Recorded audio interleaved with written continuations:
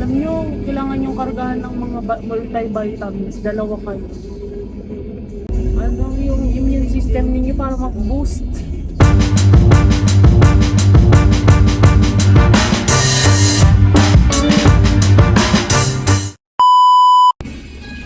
Ang gamot mo, Ben! 2-6. 2.6? Gamot lang ni Ben? Oo.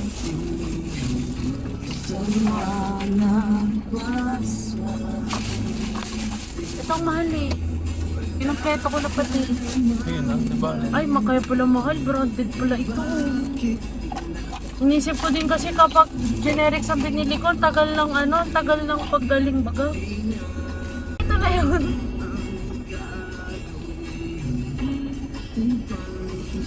Sa isang inom, gagana ka ng 250 isang baso. Dalawang inom lang pala to. Yan lang ang laman? Oo. Yan niya. Mahal nga. Ito ko sa'yo ang mga... Sabi nung pharmacy, sabi niya na po kasi yan, yung matataas na klase Hindi, ng... kapag naubos yan, generics na lang bilhin mo. Sakto na ito. Sakto ito. Sakto na yan? Oo. Sinakto ko na. Kasi pag generics, baka magbago-bago na naman ang Sa mga yung dun sa likod, pinatay ko at nilalamig daw siya kanina. Ay, nilalamig ka ba? Dapat ginawa tayo. Kanina pa yun, ngayon ang init Bakit na. mo sinatay? Binuksan ko ba? Ayun na baga oh. Kaya pala tinanggal ang barikada eh. Bakit? Ginagawa in Jollibee yung parkingan. Ito oh, tapos dinalawa ko na to at ang tataas ng dosage ng paracetamol 75. Yung isa nito ay nasa 250. Anong plituhan oh? 18, isa. 18 din ang kailangan niya. Sabi ko, 5 lang yan, baka meron yan libre sa akin. Ramen daw gusto niya. Doon na lang tayo. Sabi ni Doc, anong bawal sa akin? sabi ni Doc, soft foods daw ang ipakain sa kanya para Ulat makakain. ng ganon. Oo, mga masabaw. Tama, ramen na lang tayo. Ramen na gusto mo? Para marami rin makain. Gusto yata niya doon. Sa ano masarap? Sa beans. Ito lang. Pero ang kaayusan naman ng mahal ko, hindi siya na-admit ka tulad sa rin. Okay na yan. Sabi ni Doc, oo, okay na talaga yun kaysa paparaisip ako paggabi. Na-stress ako. Alam nyo, kailangan yung kargahan ng mga multivitamins. Dalawa kayo.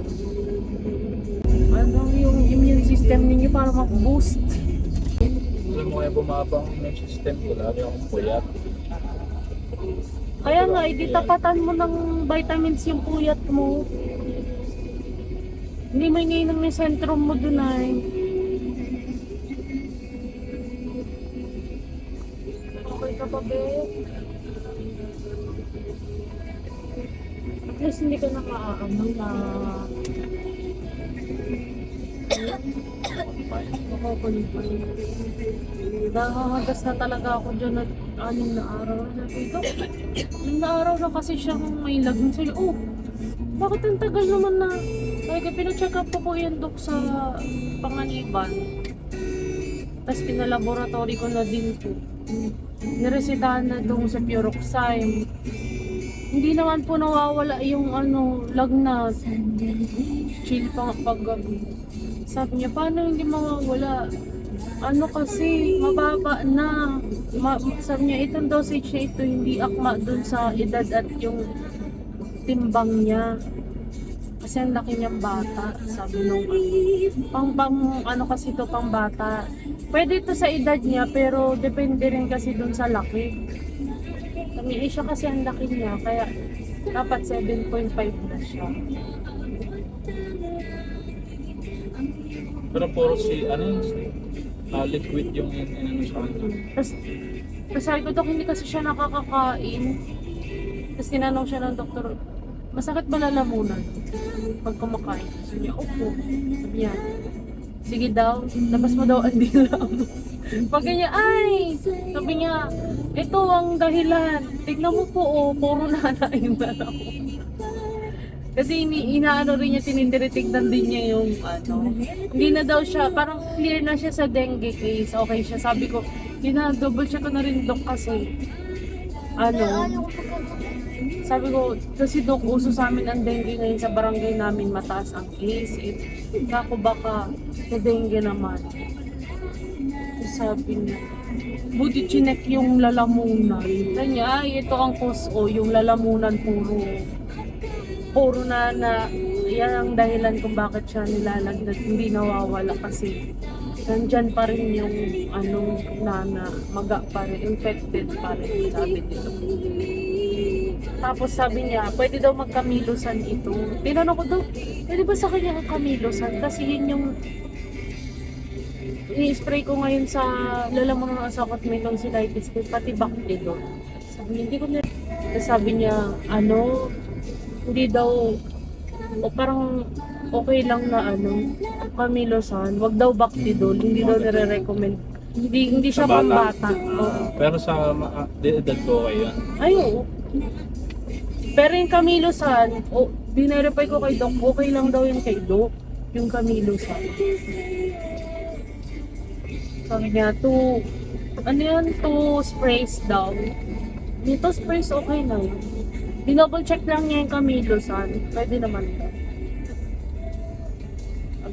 Bigkas ako Doc ng kamilosan. O, kasi yung sprayer niya sa lalamunan. Sprayan ko yan, Dapat- isang gano'n lang. Dalawang ganun daw. Amen, napagkawa. Dapat pala nagbili pa ako isa niyan. Ikaw bumili niyan, tingnan mo magkano.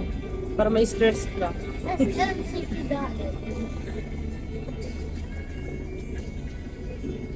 Ay, dapat. Wala, sinalihan mo.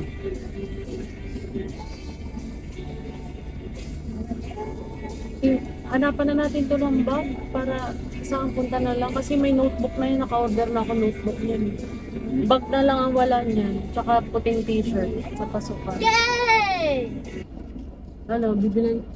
Bilan ko na yun ng bag. Pabili ka kay Papa mo din bag. Ay, salamat. Kakatulog man ako.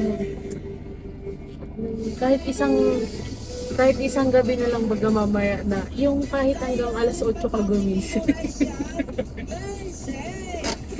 Ano ba? Gusto mo? May bawal ka? Meron. Baby!